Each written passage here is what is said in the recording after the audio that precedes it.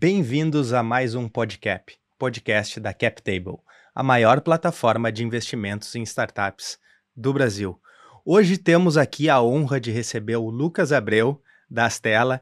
É alguém que, com certeza, se você está envolvido nesse mundo de Venture Capital, tem curiosidade sobre isso, já recebeu algum texto dele, já viu a newsletter dele, já de alguma maneira teve um contato com ele. Mas se não teve, procura por esse nome no Google que vai achar muito conteúdo, seja na newsletter, LinkedIn, Twitter, ele está presente em diversas redes. Mas, nessa dinâmica aqui, vamos deixar ele fazer a apresentação dele. Leonardo, super prazer estar aqui. Acho que a gente se conheceu através do Twitter e veio mantendo interações desde então. É um prazer estar no podcast da CapTable. Muito obrigado pelo convite. Deixa eu me apresentar brevemente. Talvez alguns vão perceber ao longo da conversa pelo sotaque. Eu sou nordestino, então eu sou de Aracaju. Vim para São Paulo fazer faculdade, então fiz administração de empresas na Fundação Getúlio Vargas. Durante o período de faculdade, me envolvi muito com tudo correlacionado ao empreendedorismo e todo o ecossistema de startups que estava crescendo na época. Eu cofundei a Liga de Empreendedorismo, eu cofundei a G Ventures, que é a primeira aceleradora universitária da América Latina. E eu tive o prazer de, na minha primeira experiência profissional, trabalhar com Venture Capital. Então, meu primeiro trabalho foi no Fundo Pitanga. É um fundo under the radar aqui no Brasil, mas um fundo super relevante, principalmente para os empreendedores de Deep Tech. Então, eu tive o prazer de trabalhar no Fundo Pitanga, olhando deals de Deep Tech. Meus dois chefes na época, Fernando Reinach e o Gabriel Pérez, os dois eram biólogos, e a gente olhava deals de biotech, de space tech, enfim. E foi o meu começo, isso lá em 2017, no mercado de VC. Depois me aventurei por um tempo em blockchain, criptomoedas, tanto no projeto de um fundo, quanto depois de uma startup, que eu fui para o outro lado da mesa, até que em 2019 eu retornei ao Venture Capital e eu tive o prazer de entrar na Astela. Eu fui o primeiro non-partner a entrar na Astela e estou lá desde então. Ao longo desse caminho também tive participação em outros projetos, então eu fui o fellow do Blitzscaling Ventures. Se vocês estão no mundo de startup, no mundo de tecnologia, vocês talvez devem conhecer esse livro Blitzscaling, que foi escrito pelo Reid Hoffman e pelo Chris Ye. O Chris criou um fundo e eu era o fellow da América do Sul, então eu era responsável por ajudar eles com a estratégia da América do Sul, encontrar alguns deals late stage. E, no paralelo, eu também uma atividade que me dá muito prazer, que é a escrita. Então, eu criei a Abreu Newsletter no começo de 2021. Desde então, já foram muitos domingos, porque eu tenho uma série que chama Sunday Drops, e também tenho outras séries como Next Big Thing, ao lado da minha colega Júlia De Luca, para falar sobre tendências, ao lado de outras pessoas. E desde então já foram mais de 110 artigos, já são 2 anos e meio produzindo conteúdo e compartilhando conhecimento. Então, essa é uma breve história sobre quem é Lucas. E eu também não poderia deixar de ressaltar, dado que o Léo aqui é um grande gremista, sou vascaíno, então eu carrego esse fardo na minha vida. Boa!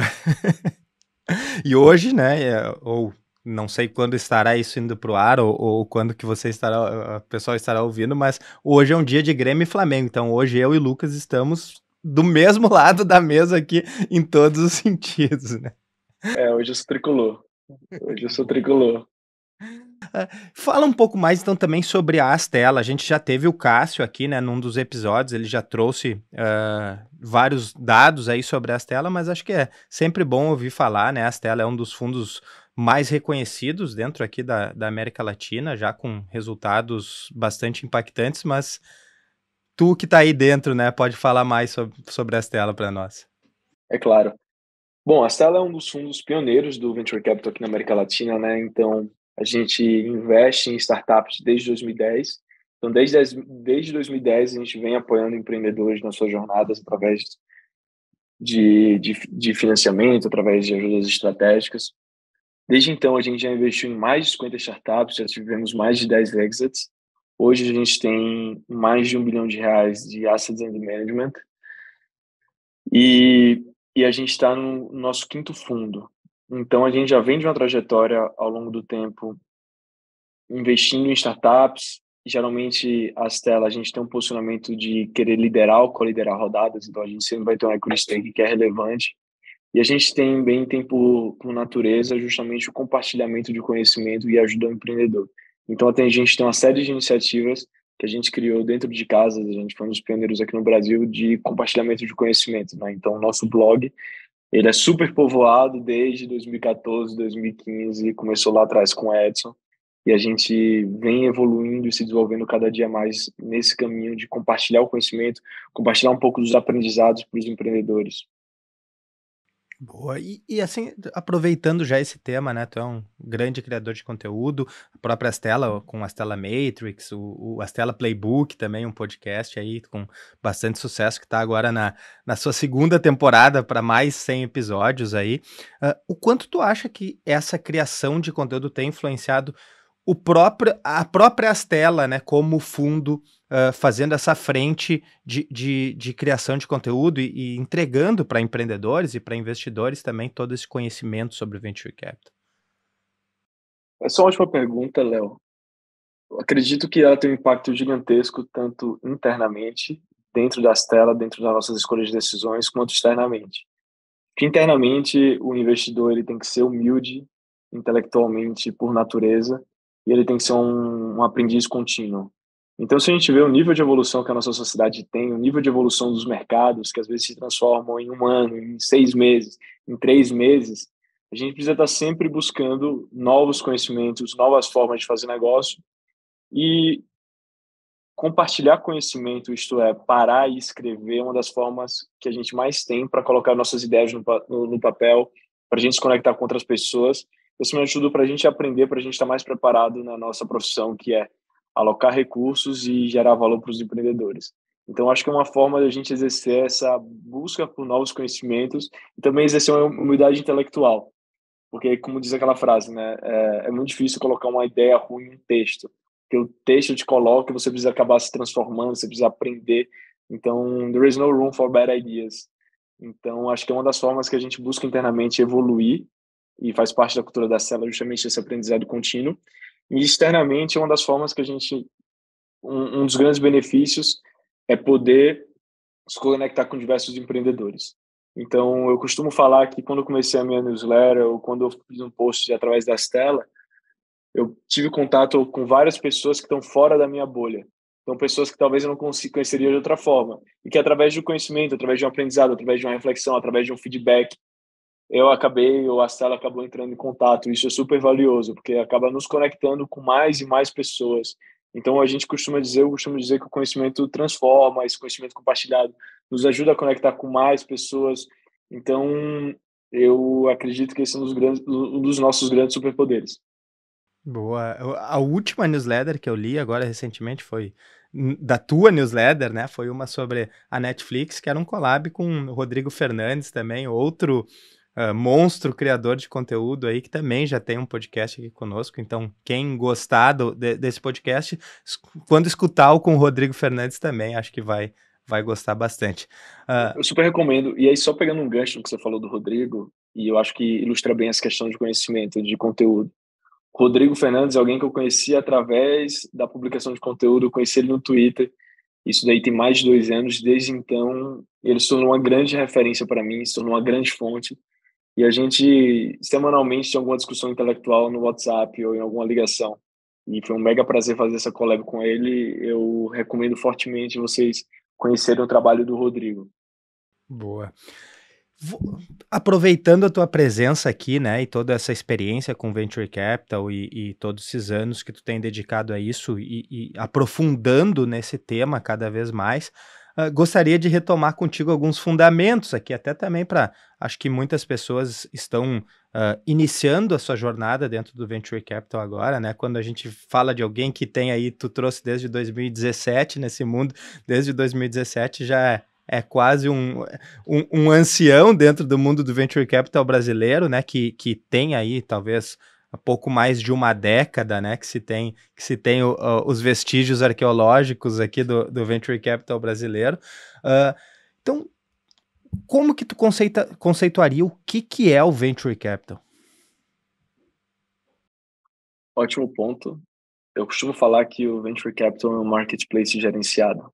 Porque no fim do dia, a gente capta dinheiro com pessoas ou instituições que têm uma disponibilidade alta de capital e a gente utiliza esse dinheiro para o outro lado, que são o lado dos founders, ou seja, são empreendedores e empreendedoras que têm um grande objetivo e querem colocar alguma ideia que vai ter um alto crescimento. Então, a gente, no fim do dia, pega dinheiro de um lado, coloca dinheiro do outro. E por que gerenciado? Porque todo o poder de escolha está na mão do fundo de venture capital. Nenhum LP, ou seja, nenhum investidor tem o poder de ingerência em relação às escolhas. Isso é parte da estratégia do fundo. E por isso que é gerenciado, porque o gerenciamento de todo esse fluxo de capital está na mão dos fundos de venture capital. E aí os fundos de venture capital estão com as dinâmicas próprias, né? Então, dentre essas dinâmicas está o tempo do fundo. O fundo de venture capital tem uma dinâmica de durar geralmente 10 anos. Ele tem os próprios economics. Em troca desse gerenciamento, os fundos de venture capital, para ter skin in the game, eles têm algo que se chama carry, que é uma remuneração de acordo com o crescimento do ativo. Geralmente esses carries são de 20%. E outro ponto também é a taxa de administração para pagar os custos, seja eles de funcionários, seja eles da administração do capital e uma série de aspectos e ferramentas burocráticas e regulatórias que um fundo de venture capital precisa. Então, ele tem uma taxa de administração de 2% anual. E alguns outros aspectos sobre o que é um fundo de venture capital, né? É uma classe de ativos que geralmente sempre tem uma participação minoritária nas empresas que ele acaba investindo. Boa. E aí tu trouxe alguns aspectos aí de riscos, né, e também possibilidades de retorno, né? Acho que existe uma matemática, ou pelo menos uma estatística por trás disso, né? A gente consegue, através desse histórico, que pelo menos no Brasil ainda não é tão grande, mas agora já temos mais histórico para mostrar as coisas. Existe uma certa estatística por trás disso, né? E quando a gente está falando de investimentos, a gente sempre tem um custo de oportunidade dessa alocação do recurso, né? Ele poderia estar em outro lugar e alguém escolheu ativamente colocar isso em venture capital. Por que se são altos retornos, né, se tem essa possibilidade, por que alguém não coloca 80% do seu capital ou 100% do seu capital num fundo de venture capital?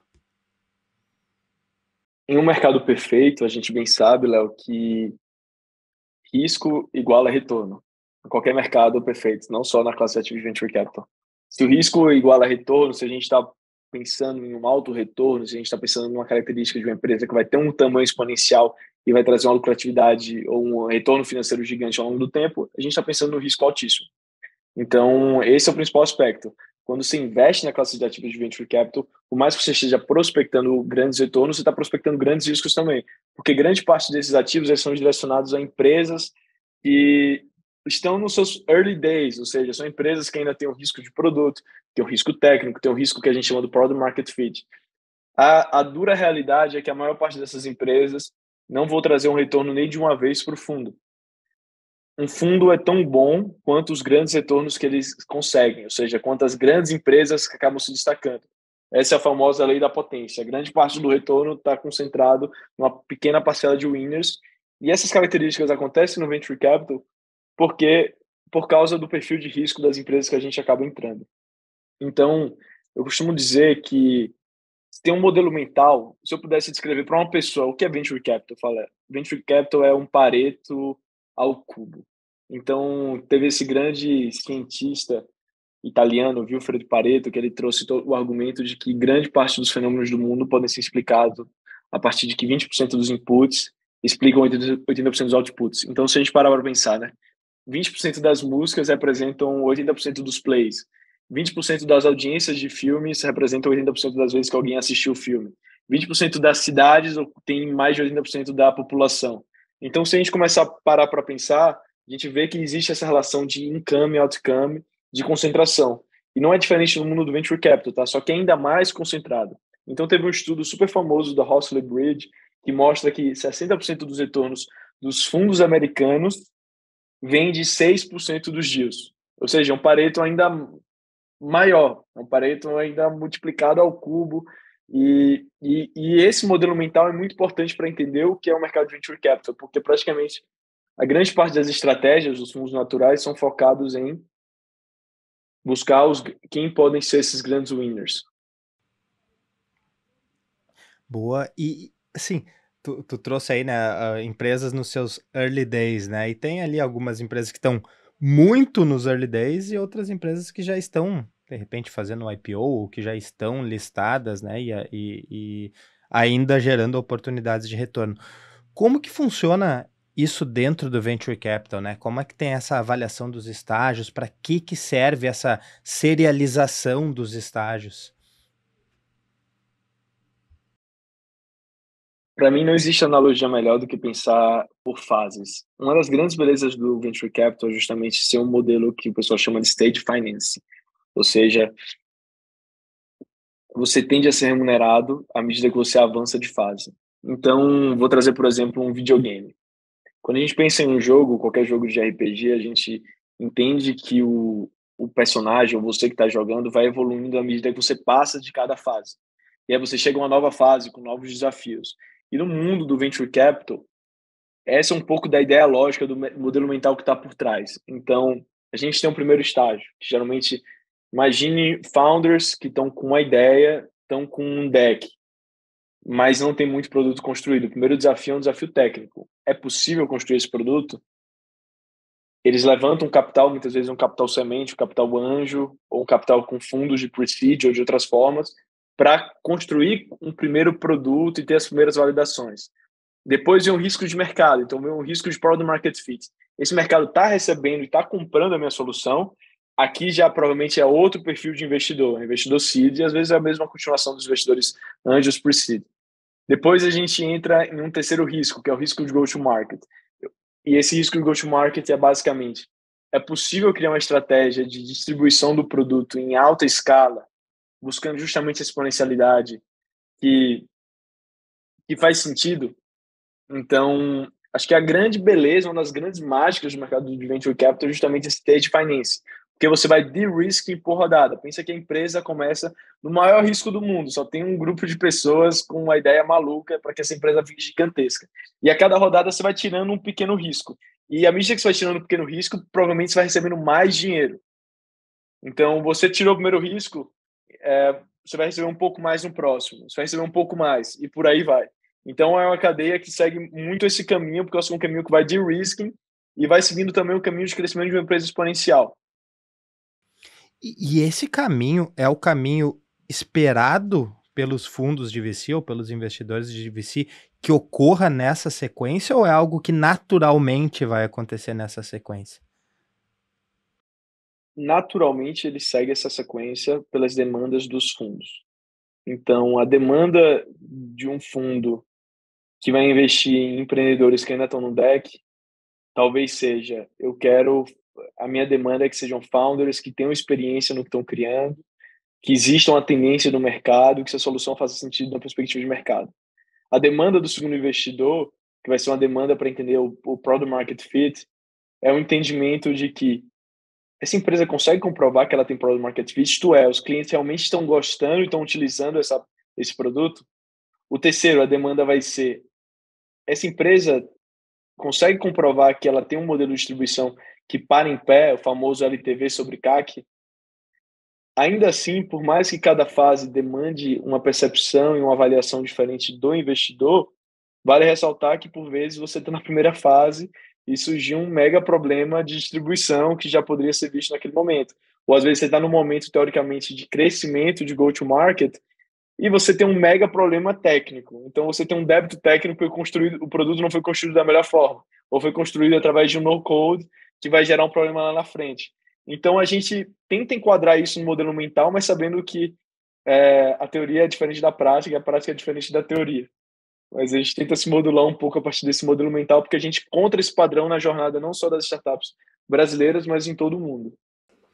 E dentro dessa dinâmica, assim, aproveitando essa deixa, essas séries, elas têm impacto no valor captado e no valuation de cada uma dessas, de cada um desse levantamento de recursos, porque isso assim, é o tema talvez mais polêmico dentro do venture capital, né? Principalmente do lado do investidor que está olhando a alocação do recurso de, poxa, talvez essa empresa não valha isso, né? Nesse momento, ela não, ninguém daria liquidez nesse valor, né, para essa empresa. Então, como que funciona essa dinâmica de tamanho de rodada e de valuations? Esse é um ponto essencial, porque, como eu disse no começo,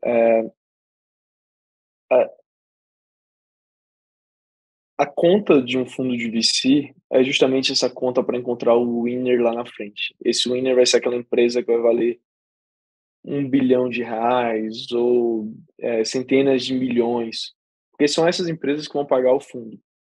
Então, muitas das vezes, essa conta é feita ao contrário.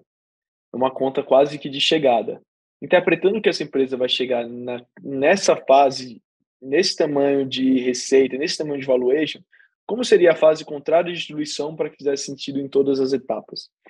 E, de fato, se a gente parar para pensar, os venture capitals têm participação minoritária ao longo do tempo.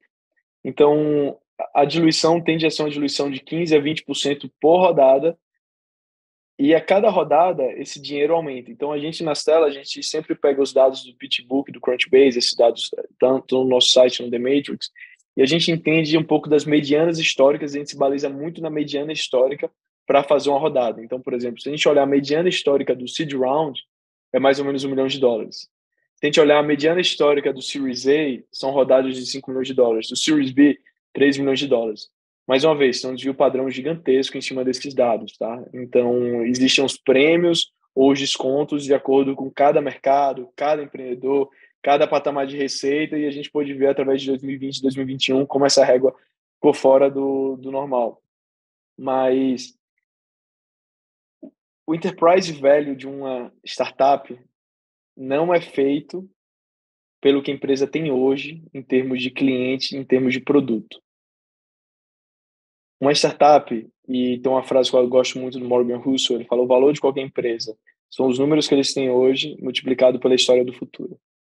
Se pensar no valor de uma startup, a história do futuro, na média ponderada, é infinitamente mais importante em termos da onde esse valuation está sendo apropriado do que os números que eles têm hoje. Então, é uma compra de uma história.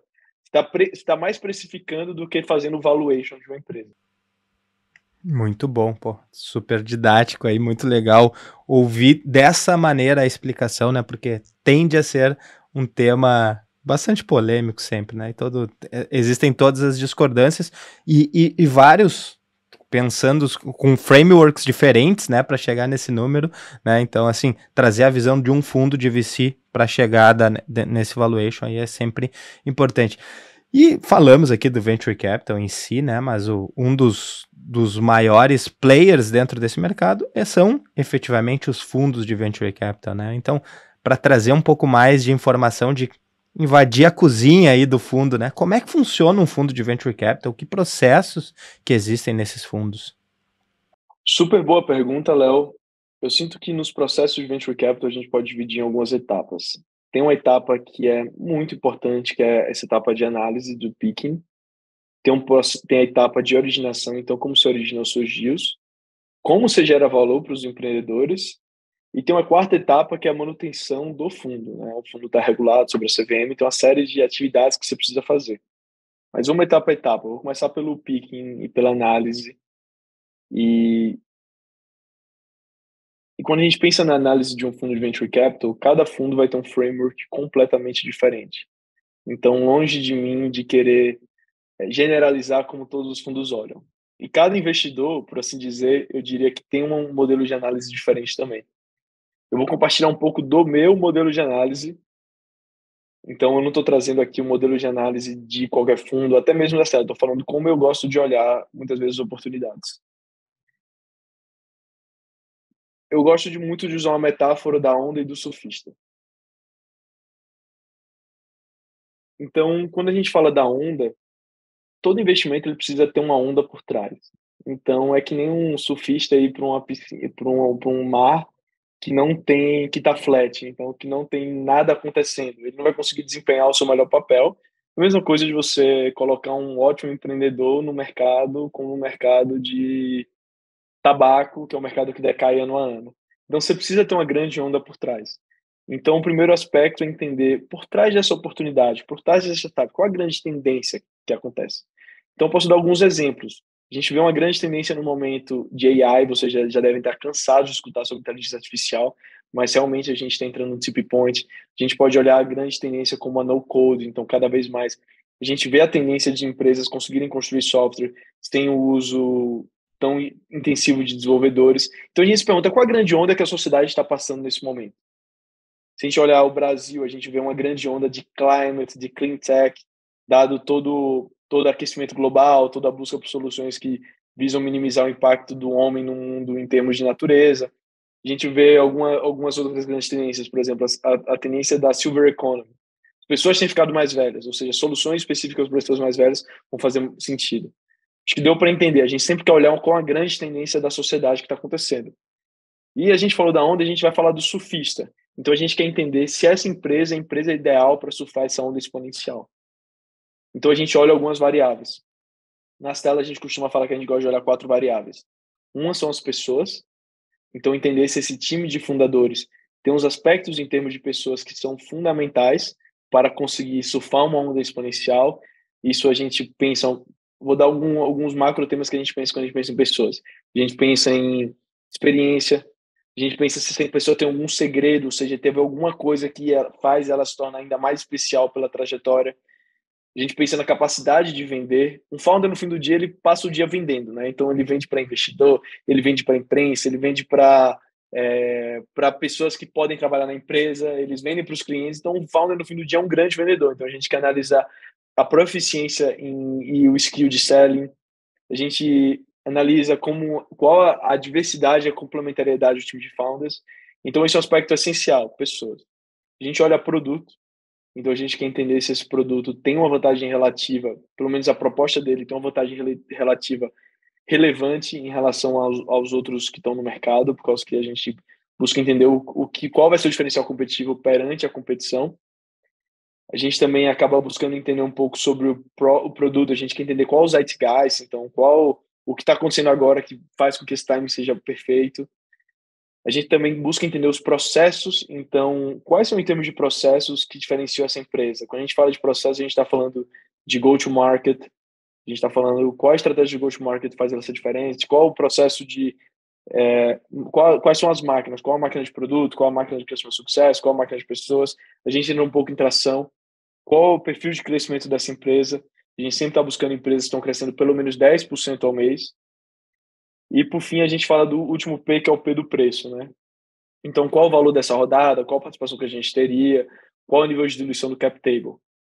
Além disso, eu acrescentaria alguns pontos que a gente gosta de olhar também, como os moats, né? Então, quais são as proteções, caso essa empresa de fato consiga atingir a atração, e como ela se protege dos prováveis competidores que virão para esse mercado, e isso vai acontecer.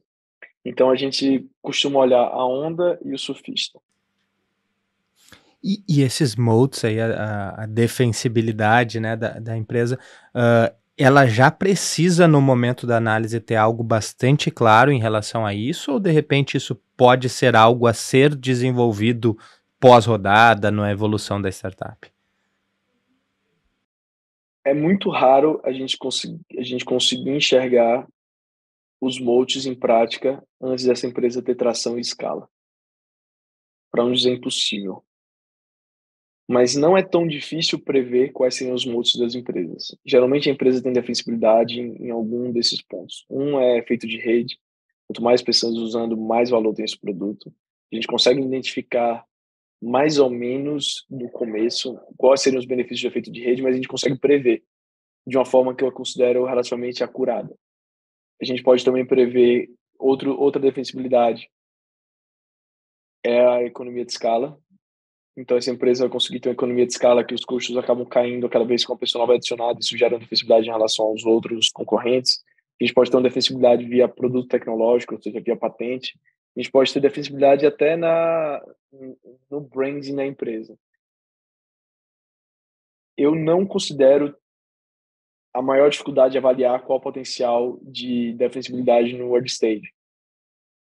Assim como também eu entendo que a maior parte das empresas não vão conseguir viver essa defensibilidade até que elas atinjam a maturidade e a escala. Boa.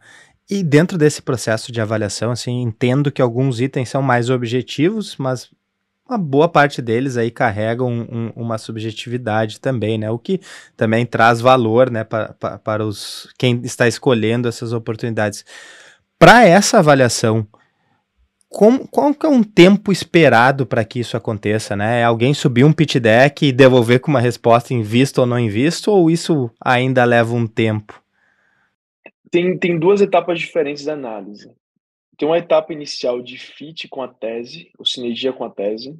Então, uma boa parte das oportunidades que chegam até nós, elas são descartadas logo de início pelo fit, ou seja, elas estão em outro estágio, além do que a gente busca, ou se não, elas não têm fit com o que a gente busca, ou essas empresas não têm a tecnologia que a gente está querendo investir, elas são menos tech.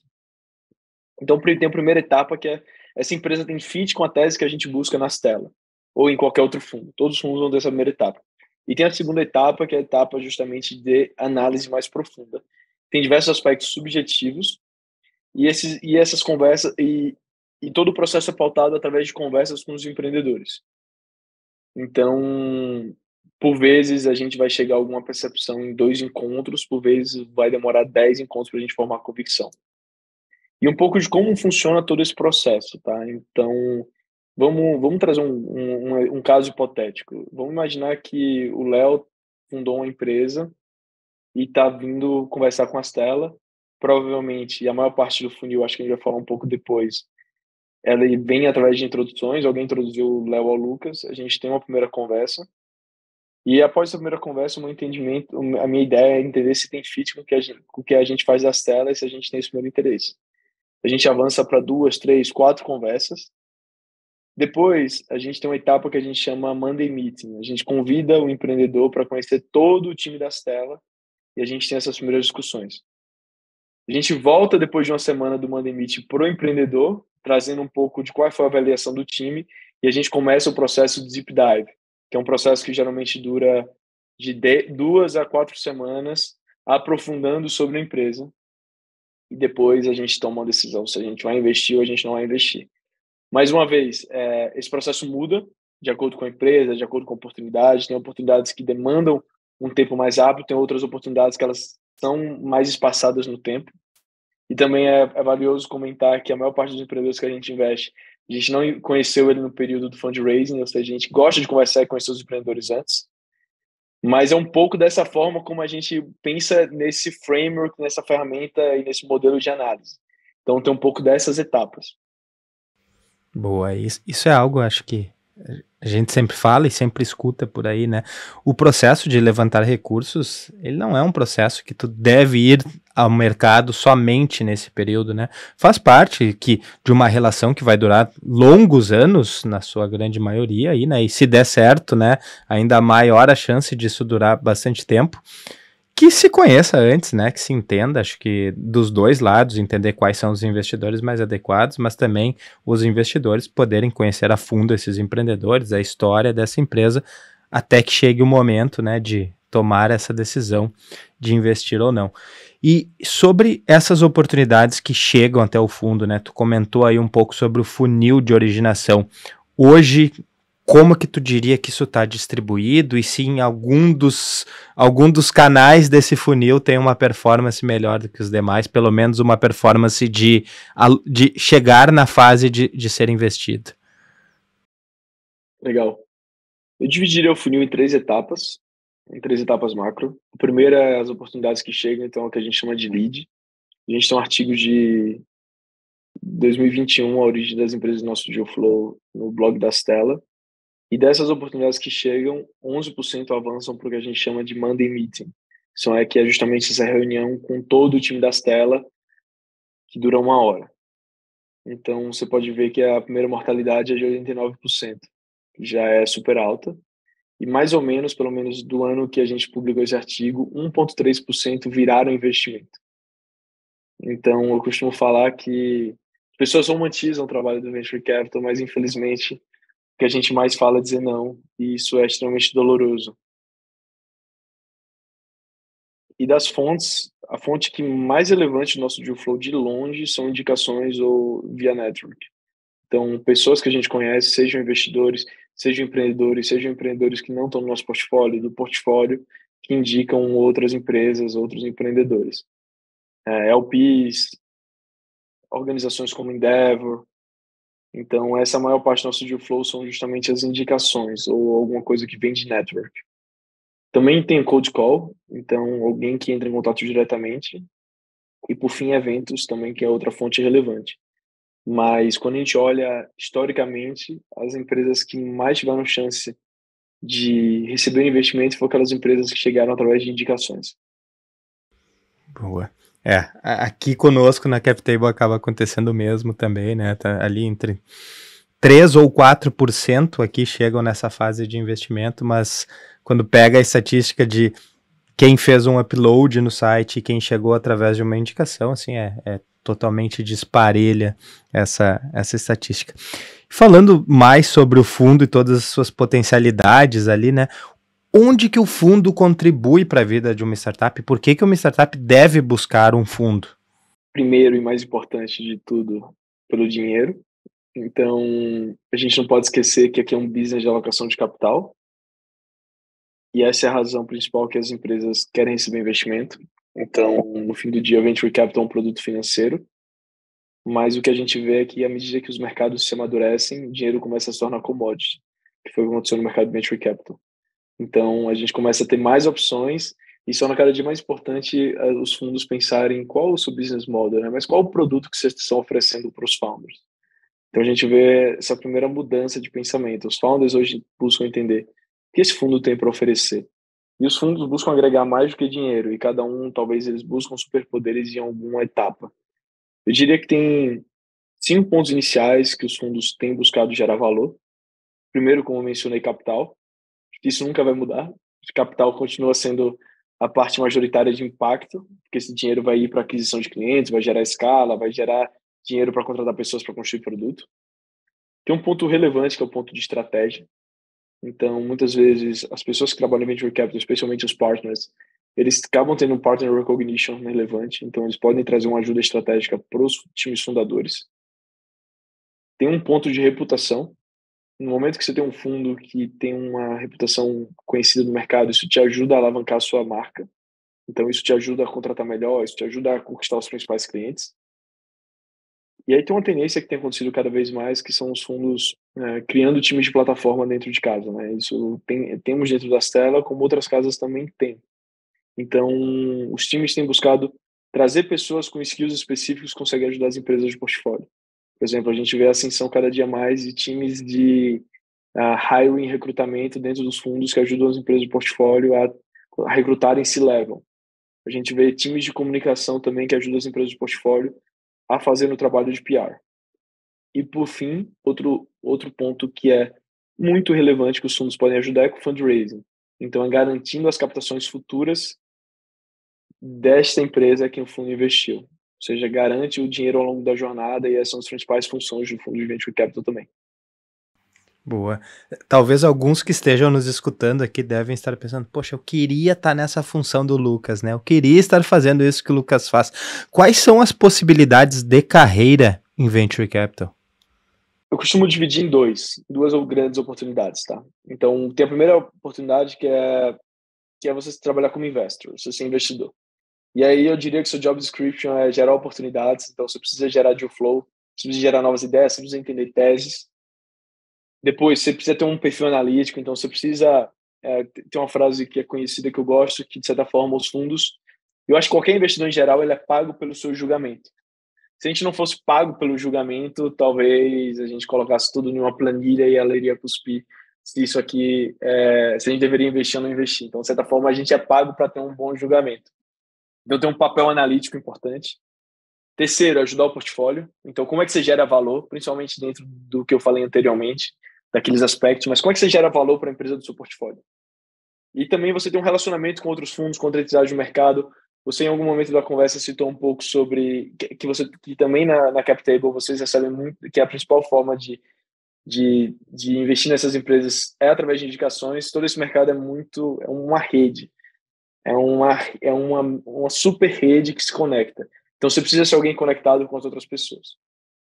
E o outro caminho é o caminho de plataforma.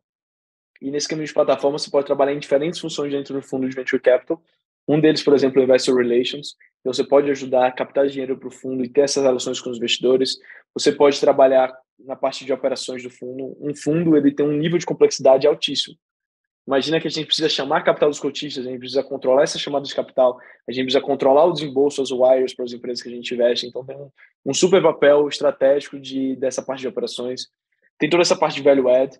Então, pessoas que podem trabalhar com recrutamento, podem trabalhar com comunicação, podem trabalhar em diversas áreas, que geram valor para as empresas de portfólio. A gente vê esse mercado de value add muito mais consolidado lá fora, mas a gente vê essa tendência cada dia mais forte aqui no Brasil, porque é aquilo que eu falei, os fundos estão se perguntando qual é o nosso business model, qual é o nosso produto.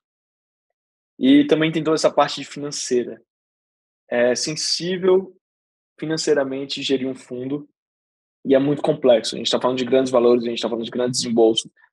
Muitas vezes os fundos precisam do CFO e tudo mais, e então essa é outra parte da carreira também que é possível adentrar no mercado de VC. Mas com certeza aqui tem alguns job descriptions que em 5 anos a gente não está nem imaginando que vão ser relevantes no fundo também. Posso citar alguns, conteúdo. Talvez os fundos vão começar a contratar jornalistas para fazer essa parte de content management e diversos outros que a gente pode passar horas por aí. E quem tá ouvindo aí e de repente gostou demais dessa job description ou desses planos futuros aí para o VC, mas ainda tá naquela dúvida, porque pô, a galera tá falando de inverno das startups, redução dos investimentos, há um tempo atrás eram notícias de layoffs. Quando tu olha para o cenário do Brasil e América Latina também, assim, o que tu enxerga como perspectivas, oportunidades e vai tudo por água abaixo ou ainda tem coisa boa por vir? Eu sinto que é um mercado que está em evolução. E então é um mercado que a gente teve. Quando a gente olha o mercado da América Latina, né? A gente saiu de. Vamos falar de quando eu entrei na indústria, que você até mencionou que eu sou ancião, e isso é verdade. Assim, eu tenho o mesmo tempo de venture capital que muitos dos principais fundos de VC no Brasil. Então eu entrei em 2017. Em 2017, o volume total de investimentos em venture capital na América Latina foi de 900 milhões de dólares. 900 milhões. Em 2020, fazendo fast forward, foi de 4 bilhões de dólares, ou seja, 4 vezes o momento que eu entrei. A gente olha 2021, e esse foi o ano que está completamente fora da régua, foram 15 bilhões de dólares. Se a gente olhar 2022, 8 bi. 2023, eu não vou me atrever a fazer um chute aqui, mas ele vai continuar essa tendência de talvez de queda, mas não tão relevante. Talvez seja um valor de 6 bi. Não sei ainda, porque ainda está difícil de ler o cenário. Se a gente parar para pensar, um mercado que, se a gente em 2022 foram 8 bilhões, a gente já viveu esse momento do inverno. É um crescimento de 8 vezes no momento que eu entrei no mercado. Tem 5 anos. Então, mesmo tirando da régua o ano que foi totalmente fora da curva, 2021, teve pós-Covid, incentivos do governo, taxa de juros muito baixa globalmente. A gente tem um mercado que cresceu 8 vezes em 5 anos, e esse movimento de crescimento e um pequeno estouro é super natural. O mercado de venture capital é um mercado cíclico. Tem alguns investidores que falam que ele é super cíclico. Então é um mercado que vai viver um pouco das dores, ainda está vivendo um pouco dessa ressaca, mas é um mercado que nunca parou. Primeiro, porque é um mercado essencial. Inovação não para. Por mais que o valuation talvez seja mega correlacionado com o momento econômico, a inovação está zero correlacionada com o momento econômico. Tanto é que em 2023, o ano do inverno das startups, a inteligência artificial atingiu o seu tipping point. A gente chegou no momento da tecnologia que a gente consegue ter LLMs em escala e diversas aplicações surgiram, porque ela é completamente independente. Então, os super-heróis, as heroínas, os empreendedores, eles estão trabalhando independente do ciclo, que muitas vezes tem um senso de propósito muito maior.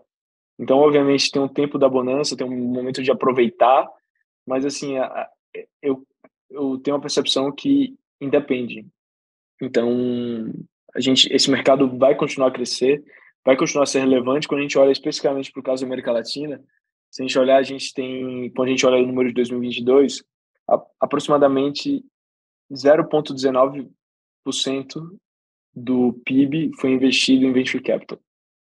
Quando a gente olha um mercado como o mercado da Índia, a gente vê que esse número é 0,8%. Se a gente olhar os Estados Unidos, esse número é 0,97%, ou seja, 1%. Ou seja, a gente é 5 vezes melhor que os Estados Unidos ainda, a gente é 4 vezes melhor que a Índia.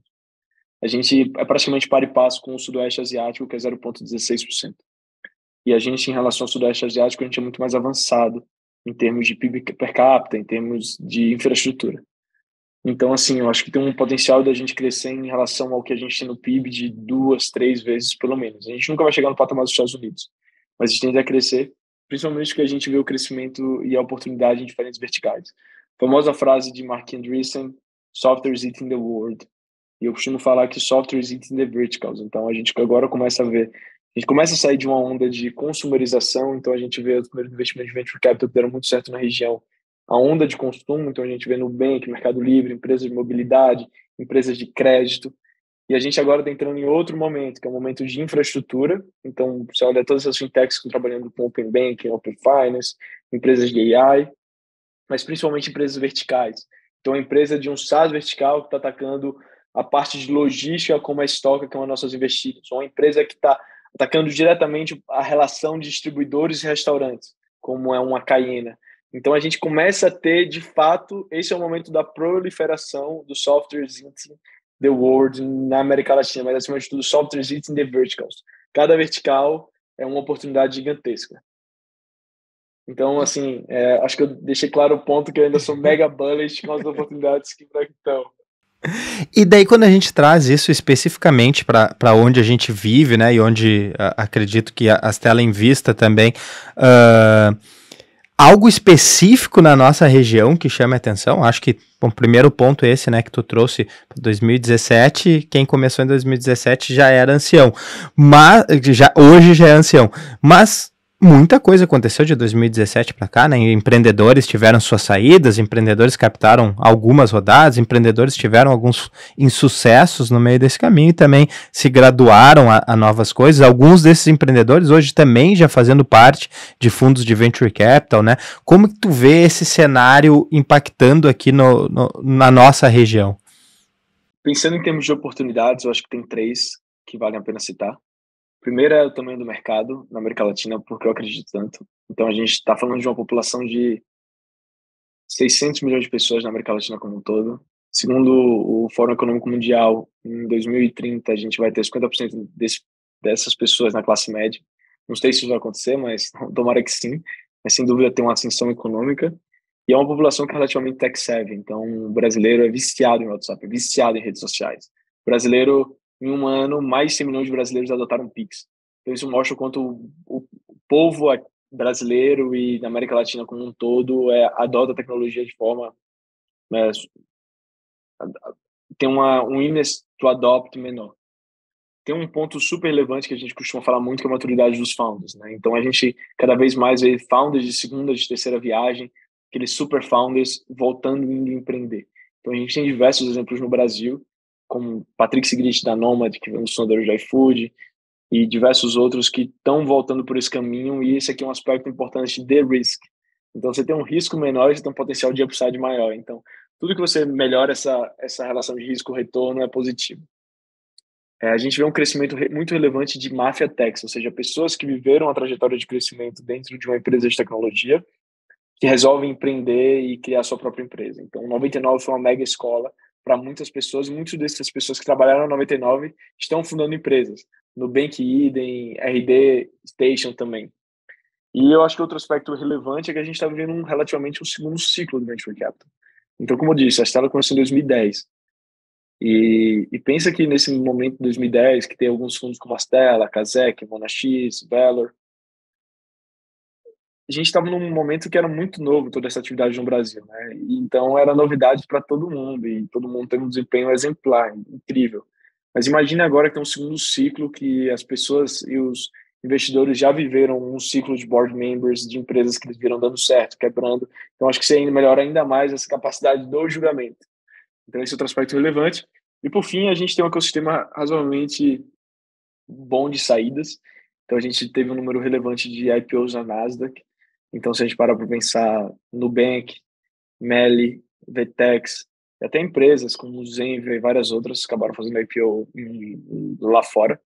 A gente tem um número bom de IPOs locais, então se a gente parar para ver Melius, Enjoei, Get Ninjas, e eu não estou entrando no mérito aqui do que é bom, do que não é bom, mas assim, prova a liquidez da região.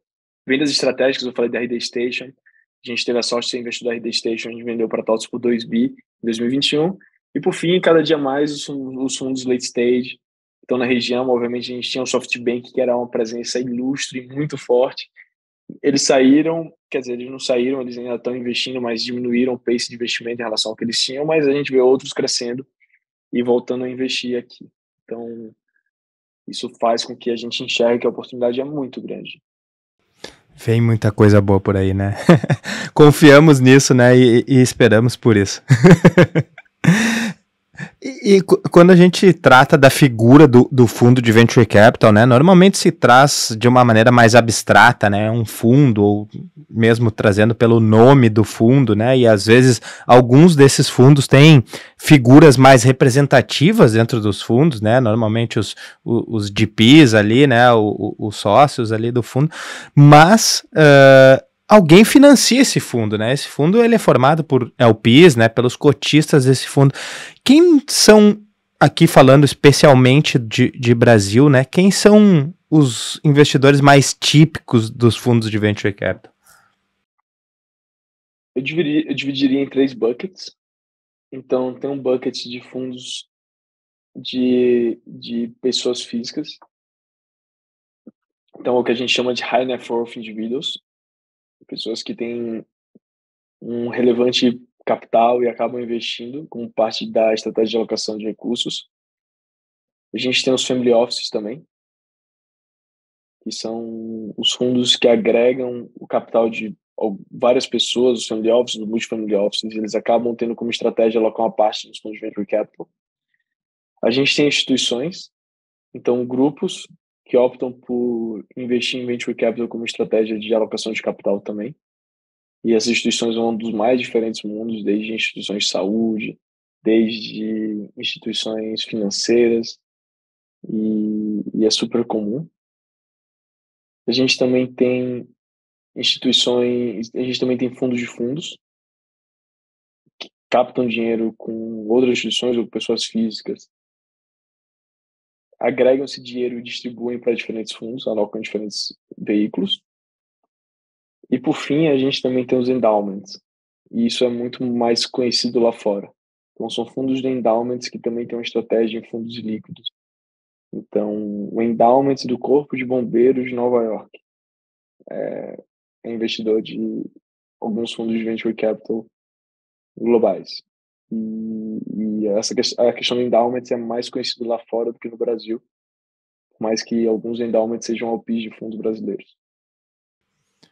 E olhando assim, dentro desse cenário, né, desses investidores típicos e projetando um crescimento ali que tu trouxe no Brasil, acho que 0,19% do PIB, na Índia 0,80%, né? Quando a gente, na projeção de chegar próximo da Índia, né, de chegar lá, tu entende que essas pessoas que participam do investimento em startups, né, essas instituições, todos esses participantes, deverão ser os mesmos? Os fundos serão maiores ou serão muito mais fundos? Olhando para uma futurologia, o que tu imagina num cenário de crescimento? Léo, última pergunta. Eu sinto que é parte desse dinheiro que vai entrar nos fundos que eu investi em startups locais. Uma parte dele vão ser a expansão de fundos internacionais, ou seja, de fundos de endowment, instituições e multifamily office, investindo em fundos brasileiros para terem acesso ao conhecimento específico e à arbitragem das oportunidades dessa região. Também creio que há um potencial de oportunidade de trazer uma parcela relevante de pessoas físicas, de multifamily offices, para investir nessa classe de ativos que é o venture capital, que é uma classe de ativos que historicamente pode ser muito lucrativa, e à medida que a gente tem um maior fracionamento do ticket de entrada, a gente vê que essas pessoas podem entrar.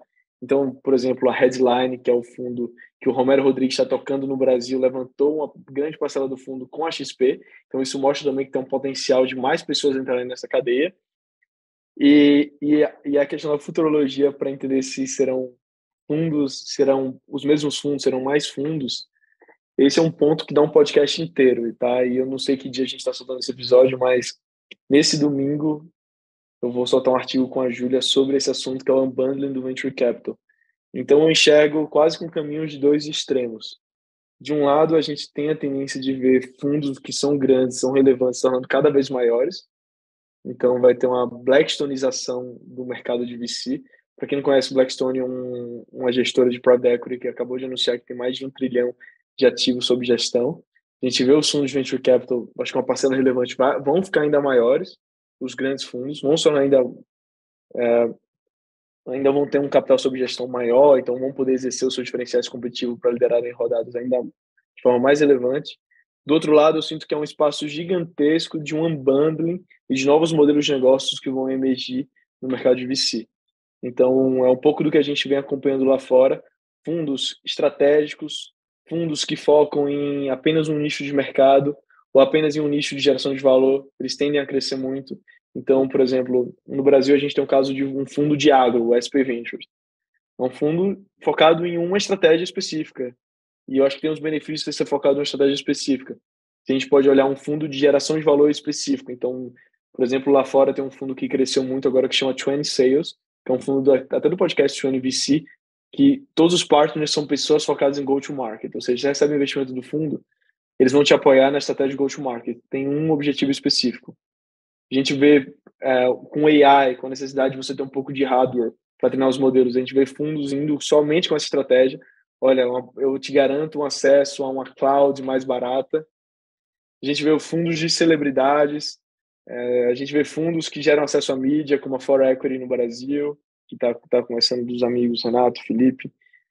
E então eu sinto que ele vai ser uma fatia de dois extremos. De um lado, os maiores vão ficar ainda maiores, mas do outro lado, eu acho que está vindo uma geração de emerging managers de fundos com propostas muito claras e específicas que tendem a crescer ainda mais. E eles vão ter um acesso relevante, primeiro, porque eles vão conhecer algo muito profundamente que talvez esse fundo muito grande não vai conhecer, e, mais uma vez, eles vão trabalhar em cooperação. Eles são quase que dois espaços diferentes. Um eu estou falando do cheque do investidor líder, o outro eu estou falando do cheque do investidor que vai fazer o follower, que vai acompanhar. E aqui eu vejo um espaço de geração de valor para o empreendedor e até para o investidor também muito grande. Então, eu diria que a gente vai ter muitos fundos, mas em dois extremos diferentes. Ótimo, uma ótima resposta, já me deixou curioso aí sobre esse artigo aí que vai sair, né, já tô na expectativa, acho que alguém que fala bastante sobre essas novas possibilidades para os empreendedores de startups, né, é o Eduardo Vasconcelos, do Fundo Soberano da Singapura aqui no Brasil, então ele sempre toca nesse tema, agora estou curioso de ver isso na tua visão e da Júlia aí, né, vai ser, com certeza, se dá um novo podcast, então faremos um novo podcast, né, no futuro, tratando desse tema especificamente. Cara, sensacional, acho que, passamos por diversos conceitos e diversas fases aqui do VC, da Stella, né? Acho que trouxe bastante entendimento para todo mundo que está aqui conosco. Então, fique à vontade aí também para sua mensagem final. Eu diria que eu já estou lançando um desafio sem combinar com a galera do marketing aqui. Quem fizer a melhor contribuição sobre esse podcast, e aqui eu vou deixar bem aberto o que é contribuição, eu vou entregar uma camiseta da CapTable. E se for uma contribuição muito foda mesmo, a gente consegue negociar com o Lucas aí também o bonezinho do Sunday Drops, né? E a gente faz essa entrega. Então, cara, prazerzaço aí, legal demais falar contigo. Acho que foi um baita episódio. Léo, muito obrigado pelo convite. CapTable, muito obrigado. Foi ótimo. Estou sempre à disposição. E para quem gostou do papo, por favor, siga um pouco dos conteúdos que eu publico. Abreu Newsletter, então abreu.substack.com. E estou super à disposição. Valeu, pessoal. Muito obrigado, Lucas. Muito obrigado para todo mundo que nos acompanhou até aqui. Então, sigam lá o Lucas, Twitter, LinkedIn, newsletter, todos os meios aí. Sigam também a Stella. Produz bastante conteúdo, então a Stella Matrix, então também dentro dos sócios, né, e dos participantes da Stella também, todos eles produzem bastante conteúdo. Aqui na própria CapTable também temos toda sexta-feira saindo a newsletter 1248, mas ao longo da semana também temos bastante conteúdo aí chegando no seu e-mail, nas nossas redes sociais. E fique à vontade também para trazer, se ficou com alguma dúvida, alguma pergunta direcionada à CapTable ou direcionada ao Lucas, manda para nós que a gente passa para ele. Então, muito obrigado e até uma próxima.